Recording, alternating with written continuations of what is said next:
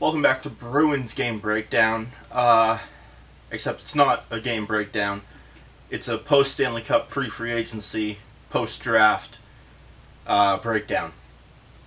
So, starting off with the news of the early offseason, Simon Zajacic, I gotta find out how to pronounce his name, man. I should know this by now.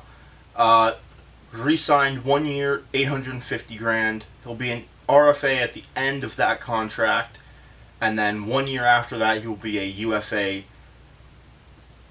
He's got a .915 in the AHL. I understand that the numbers aren't exactly comparable. Korpisalo has not been a good goaltender for this team, and I don't believe that you can go into next season with him on your roster. You have two good goaltenders in the AHL. You just drafted one with the second round pick, ranked 10th in goalies. So ballsy going for that pick. I believe he was the second goaltender off the board, if not the first. So you have good goaltenders in the AHL. One of them's got a hit in the NHL. I think this is going to be the year to try it. The Atlantic is loading up, and hey, if you're going to go out and try something and you end up missing the playoffs, I will be disappointed, but I'm not going to complain about it, because at least you tried something different.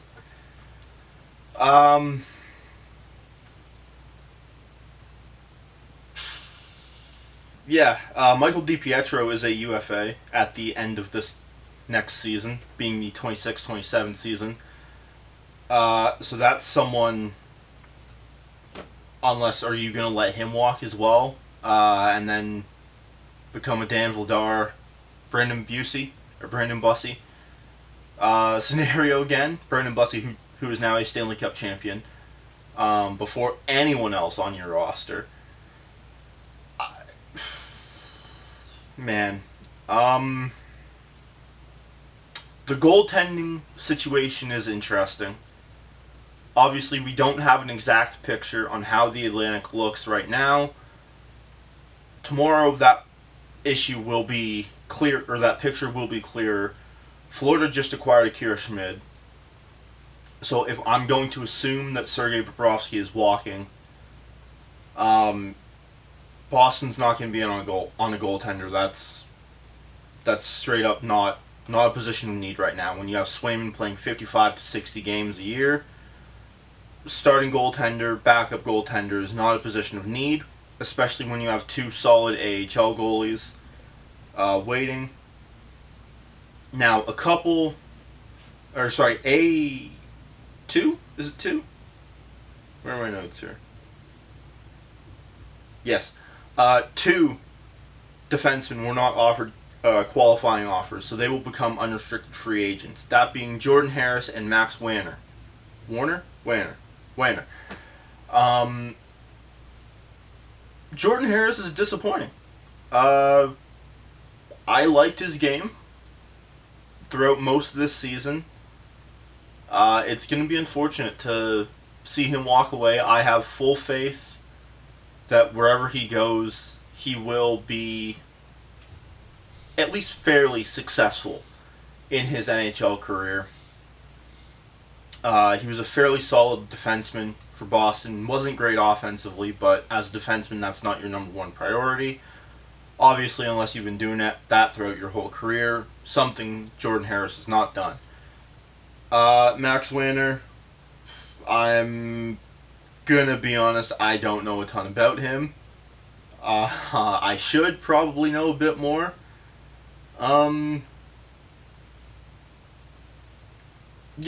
Unfortunately, hasn't played in the NHL with any team. Played few seasons for Providence, and played 3 games this year for the Maine Mariners of the ECHL. Um, yeah. 23. He's young. He's got a chance. It's just a slim chance right now. I think it's probably for the best. And then moving on to forwards. So, where are we at here? Alexis Grenderon was not offered a qualifying offer. And then I believe, yeah, that was it. Everyone else was at least offered a qualifying offer. Again, wouldn't hurt to lose him.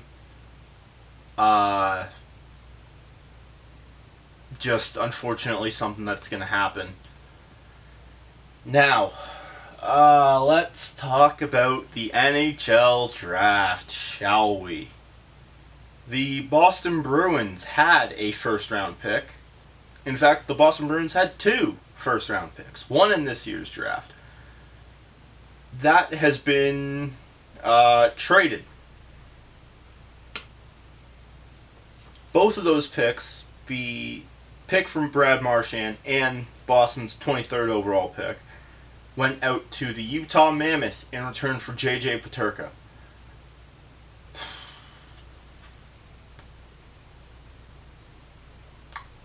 I'm not sure how I feel about this. J.J. Peterka, I would consider to be a pretty good hockey player. Comparison to me, he's an amazing hockey player, but in general, he is a very good hockey player. He is locked up. Where is he? I can't find him here. Oh, here he is. He's signed until 2029-2030 at $7.7 million, the third highest forward contract on the Boston Bruins. I like it. He has yet to reach a point per game. He's fast, which that I'm going to come back to shortly here. He's going to be good wherever he plays in this Bruins lineup. The thing I want to talk about, though, is his speed. Boston is not a very fast team. And that concerns me going out and acquiring someone like J.J. Peterka, who is pretty fast. In fact, he is very fast. My concern with that is it's going to be very easy to single him out. And unless there's something coming in free agency, which I don't expect Boston to make a huge splash on, he's kind of going to be the only fast skater on this team in NHL standards. And I'm not... That I'm really concerned about. Unless, obviously, he's going to play on the power play, or at least I'd expect him to play on the power play. Probably going to be playing first line minutes, up there with Pasternak and... I mean, who do you want to give number 1 center to? Pick your poison there. People are saying James Hagen's out of camp. That's ballsy, if you want. Minton has had some time at center in the NHL. I wouldn't hate seeing that. Could go Zaka, could go Lindholm. Pick your poison there. It doesn't really matter. So that's going to be interesting to watch. Dean Letourneau could be making his NHL debut this season. Early this season, especially depending on who Boston goes out and gets in free agency. But as it stands right now, Boston has $7.5 million in cap space, or just over 7.7. So they can sign another J.J. Peterka. Wonderful. The Atlantic Division is going to be a dogfight this year. That's kind of the long and short of it. You got Toronto, who just went out and got Darren Radish from Tampa for a 5th-round pick, which I find to be a severe steal from Toronto, but who knows. Tampa, who's going to be Tampa. Toronto might be getting Zach Werenski as well. I don't see the fit personally, but crazy things have happened, and it wouldn't shock me. Ottawa loses Brady Tkachuk, gets 3 firsts and a second, I believe it was. And then pivots to William Eklund from San Jose. I had no idea that he was available to be traded. I've liked him as a young player in this league.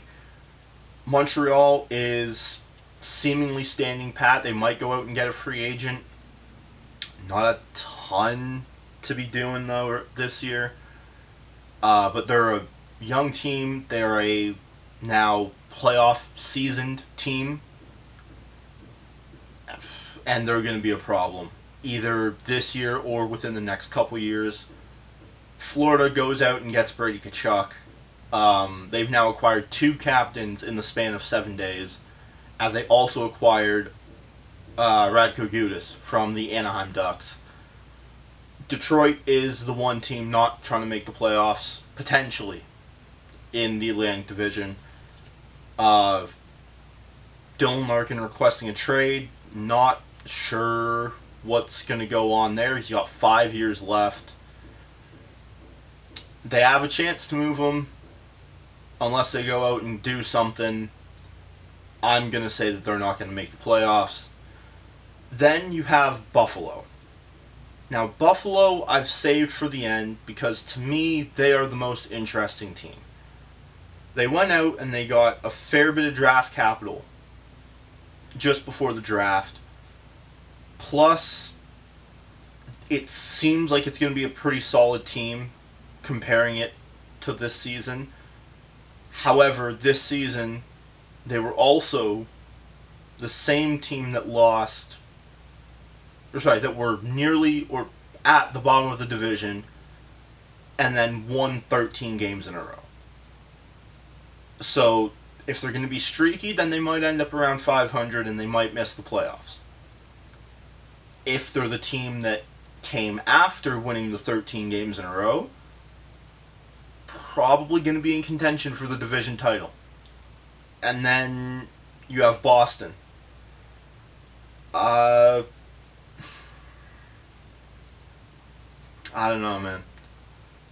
They have three first round picks over the next 2 years. They have both seconds, 1/3 and 3/4, and then after that it's kind of whatever. It's gonna be difficult to be competitive within this division, and then if you make the playoffs, you make the playoffs, whatever. It's gonna be depending on who you play there. Now, the next big thing I want to talk about is a potential Mason Lohrei trade. Mason Lohrei makes $3.2 million for this, $3.2 million this year, and then as an RFA. Apparently, there's rumors of a Lohrei-Darnell Nurse swap. I don't want that. Darnell Nurse, I believe, is a good player. He's also, without salary retention, I believe going to be the highest or second highest paid defenseman on this team. I'm not sure you can do that. Especially with the lack of offensive production that he brings. And then Mason Lohrei as well. He is... Okay, never mind. He's 25. He's older than I thought. He's not the 23-year-old I thought. I believe he's got game left. He's got good game left. And I believe he showed it. But I'm obviously in the minority of the fans that seem to think that he is a good defenseman. Obviously, he was either bottom 5 or had the lowest, plus minus, 2 years ago when Boston had that terrible season. As we all know, I covered that season. I didn't watch all of them. I watched 78 of 82 games. I think you give him one more year. Maybe he's trade fodder at the deadline. I think you're giving up too early on a player, though. As for the rest of it,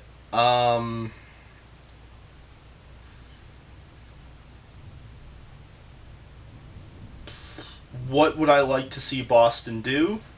Come tomorrow morning, or tomorrow afternoon at 12 o'clock. Bobby Brink is my number one target acquisition for Boston. I've liked him in the few games I've seen from the Minnesota Wild. I believe he put up less than 30 points, which might be why he didn't get qualified. I think you have to give him a chance, though. And I wouldn't hate seeing that chance be given on Boston, where he has a chance to play top 6 minutes, realistically more so middle 6 minutes. He's 24. He's young. Granted, he's not the big help that Pasternak was referring to at the end of this season. However, I think it's a start. And add that onto a fast JJ Peterka, I think that at least gets the ball rolling on improvements that this team can make.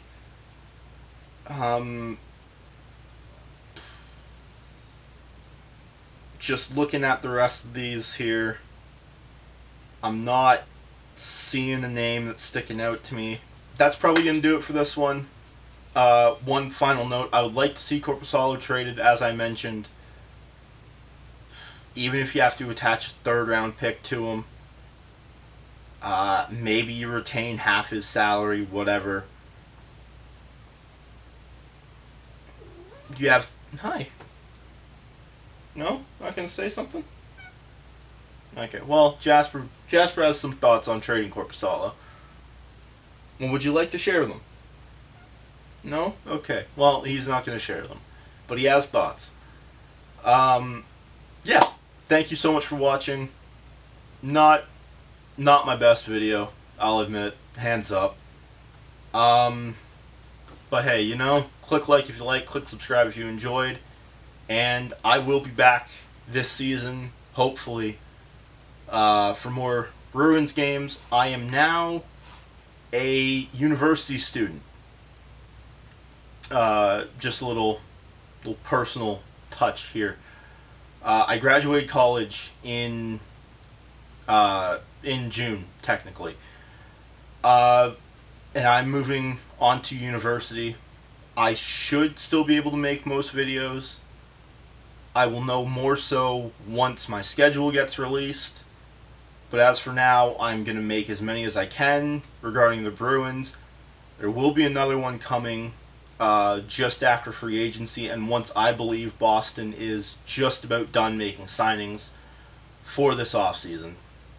So with that, I'm going to cut this off now, and have a good one.